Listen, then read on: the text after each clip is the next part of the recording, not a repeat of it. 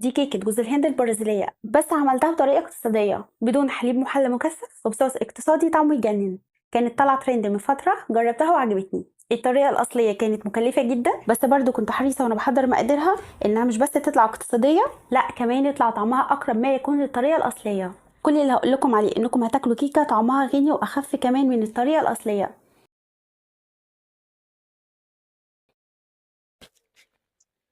المقادير هتلاقوها تحت الفيديو في الكابشن. 3 كوبايات دقيق، معلقه كبيره بيكنج باودر، 4 معالق كبار جوز هند ناعم، رشه ملح. بنقلب وبنشيلهم على جنب. طبق تاني هنحط نص كوبايه زبده لينه او سمنه، وربع كوبايه زيت. ممكن تستخدموا الكميه كلها زيت، مفيش مشكله. هنضيف عليهم كوبايه ونص سكر، وهنضربهم بالمضرب الكهربي. ممكن تستخدموا الخلاط او المضرب السلك العادي، بس المضرب الكهربي اسرع. في معلومة مهمة لازم تعرفوها، ما ينفعش تقللوا كمية السكر عن كده، عشان في ناس بتحب الكيكة سكرها خفيف فبتقلل السكر. السكر بيدي هشاشة وارتفاع للكيكة، لو قللتوه عن المقدار اللي في الوصفة الكيكة هترتفع في الفرن واول ما تخرج هتهبط وهتلاقوها عجنت في بعض. فتعودوا دايما في الحلويات بالتحديد تلتزموا بالمقادير زي ما مكتوبة. وطبعا يفضل يكون عندكم ميزان بالجرامات، لو عندكم ميزان الحلويات هتظبط معاكم بنسبة كبيرة. لما نلاقي السكر دايب والزبدة لونها بقى فاتح، هبدأ انزل بالبيض واحدة بواحدة. ولازم البيض يبقى بدرجة حرارة المطبخ، لو ساقع من التلاجة الزبدة هتفصل والهشاشة اللي فيها هتهبط وهتهبط معانا الكيكة. كل ما بيضة تختفي بننزل باللي بعدها لحد ما بخلص الأربع بيضات، وهزود عليهم نص معلقة صغيرة فانيليا وبلمهم على بعض. هحتاج لعلبتين زبادي الحجم الكبير اللي زي ده، ويفضل لو استخدمتوا الزبادي البلدي لان دسمه بيبقى حلو وطعمه بيبان في الكيكه.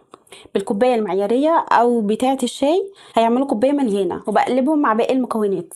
هتلاقوا الخليط بقى مخرز شويه فما تقلقوش. فضيته بس في بوله اكبر عشان اعرف اقلبه، وابدا اضيف عليه باقي المكونات الجافه. هضيفهم على حوالي 4 مرات، وبقلب لحد ما الدقيق يختفي نوعا ما، لحد ما بخلص باقي كميه الدقيق. وبكون حريصه وانا بقلب ان مخرجش الهواء منها عشان الكيكه تبقى مرتفعه معايا.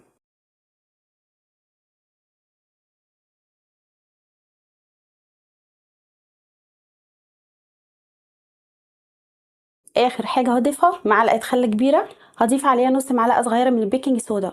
بقلبهم وبلاقيهم بيفوروا، بضيفهم على خليط الكيكه وبقلبهم لحد ما بيختفوا.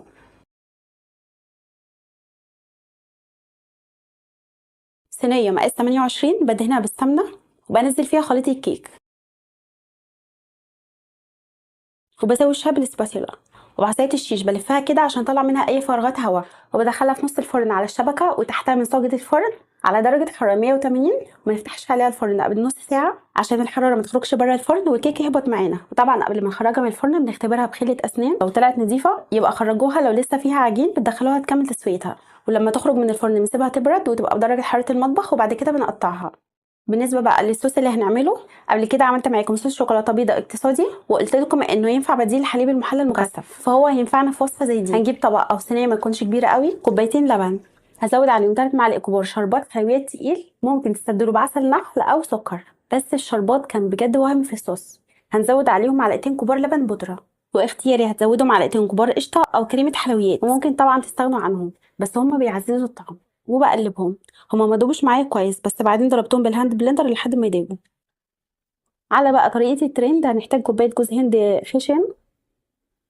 الكيكه دي لوحدها كان طعمها تحفه، لو حابين تعملوها لوحدها زي كيك يومي. بنزلها في الصوص وبالمعلقه كده وبشربها من الصوص، مش بقلبها في الصوص عشان ما تتهرش معايا. بفضل احط عليها الصوص لحد ما احس انها شبعت خالص، وببدا اطلعها واصفيها كده شويه من الصوص بزياده.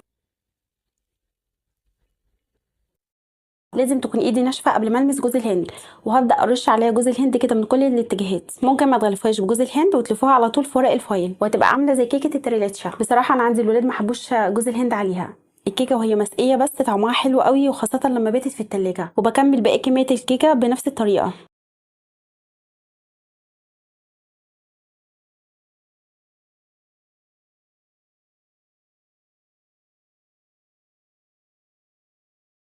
نستخدم ورق الفويل لانه بيحفظ البروده بتاعه الكيكه. جربت وعملتها من غير ورق فويل، بس اللي اتغلفت بورق الفويل كان طعمها منعش اكتر.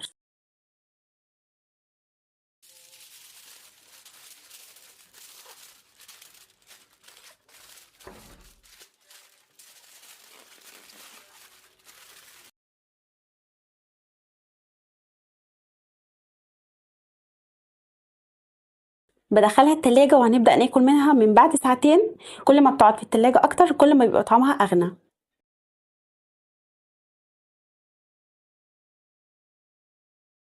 حرفيا انا اتصدمت اول ما دقتها، يعني اتفاجئت ازاي طعمها طلع بالشكل ده. لما تجربوها هتفهموني اكتر. التزموا بكل الملحوظات اللي في الفيديو وهتطلع معاكم احلى واظبط كيكه. ما تنسوش تعملوا لايك للفيديو واكتبوا لي كومنت حلو برايكم، واشوفكم قريب في فيديو جديد.